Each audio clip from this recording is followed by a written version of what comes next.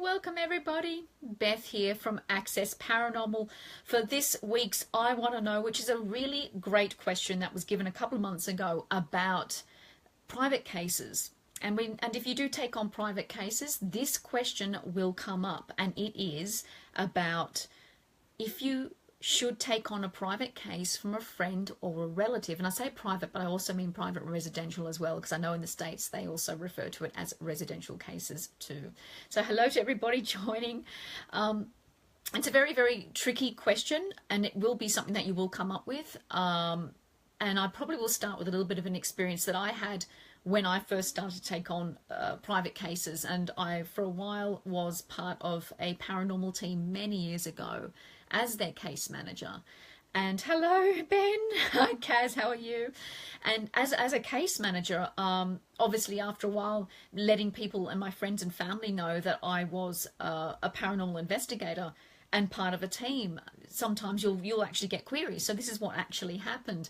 And a dear friend of mine, she's still a good dear friend of mine. I was bridesmaid to her wedding. She was bridesmaid to mine. So we're close.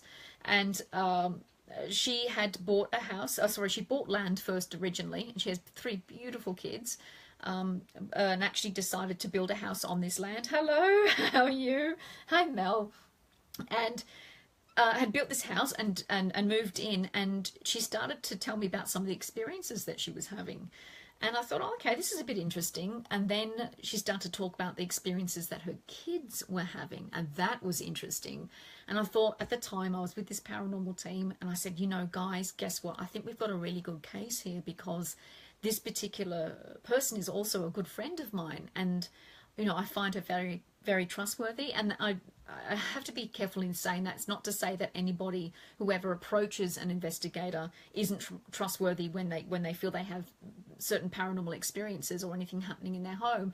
But sometimes there are people who would like you to investigate because they're very interested in the paranormal and they just want to see how you work. So, and there's great, you know, really, really good questioning and interviewing process can usually weed those people out. So hello to everybody joined. Gosh, there's quite a few tonight.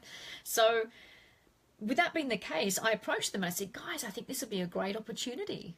And I had a really interesting response back. I did not think that was going to be the response that I had. And I will go into the reasons why. And those reasons I still hold to this day, which is why I will not take on a private or residential case from family or friends.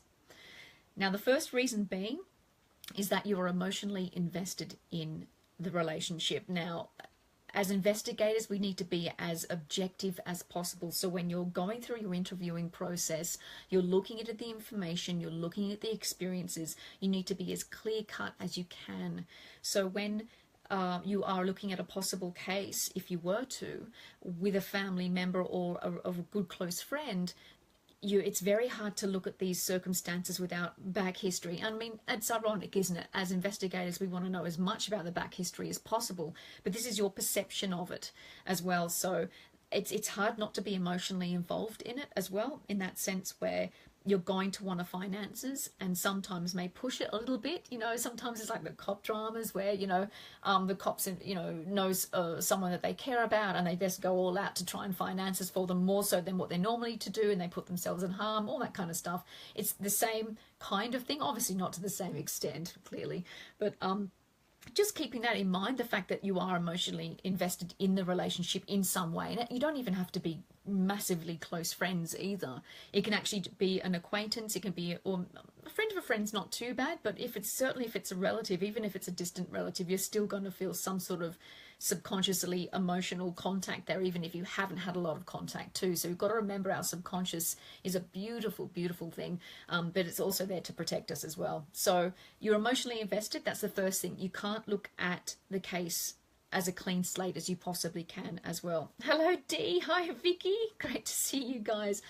So keep that in mind if you are approached. A second thing as well is that the information you do find, if you were to take on a case, it's going to have to be put in a way that's going to be, it's hard to say.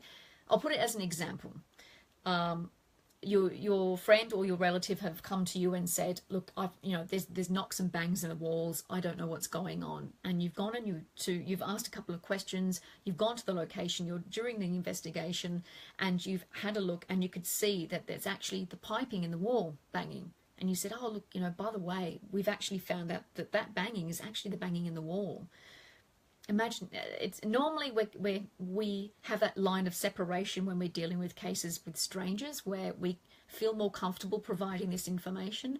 But if it's a friend or a relative, I personally myself feel a little bit comprised, because sometimes they may want to believe something is more paranormal than what it is, and then you've also got your personal investment in there as well. That's going to be a bit of an issue too. So keep that in mind. So by saying that to them, they might get really offended, the fact that you don't believe them, and B, they also might get offended and think that they are lying to you as well. So that then could make things a little irky. So that's something else to keep in mind too, if you were to do that. As I said before, earlier on myself, that's why I don't, because I don't want to risk that. I don't want to risk going down that path, and I also don't want to risk the kind of friendship and relationship I have with these people. Also, you've got to be comfortable with the tough questions as well with investigations. And so being able to ask those tough questions like, do you take medication? Have you had any traumatic events happening in your life recently? If you're happy to hear that from people that you wouldn't normally hear that from, depending what level of closeness, there's also that as well. So that can make things really awkward if they feel they have to divulge that information to you, or they may know of you. So it's probably more from a friendship perspective. It's just going to make the dinner parties a little bit more intriguing. So leaving it at that. So if you do come across somebody approaching you, a friend or a family member, saying, hey, look, I think I've got something really weird happening in my home, I don't know what it is, can you come out? Refer them to another team. Refer them to a team that you trust, though. So that's where your emotionalness can come into it. Is refer them to somebody that that's going to do a good job. You know them well. You know that they think similar ways to you. They have a similar style, because then that trust is built. So refer them to somebody or a team and or group that can actually take on that case.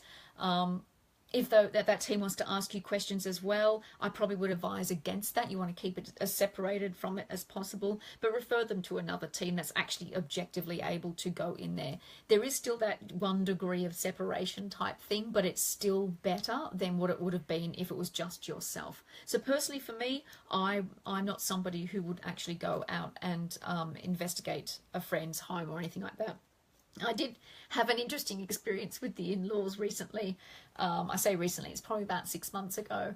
They're massive skeptics, so is my husband. They all come from the same tree of that, so I definitely look a little left out when it comes to family gatherings. And they had an interesting week in their home where the washing machine was acting up. They were hearing banging in the wall and stuff like that. And it was interesting for them to go, oh, where's Beth? So that was kind of, oh, that's very sweet.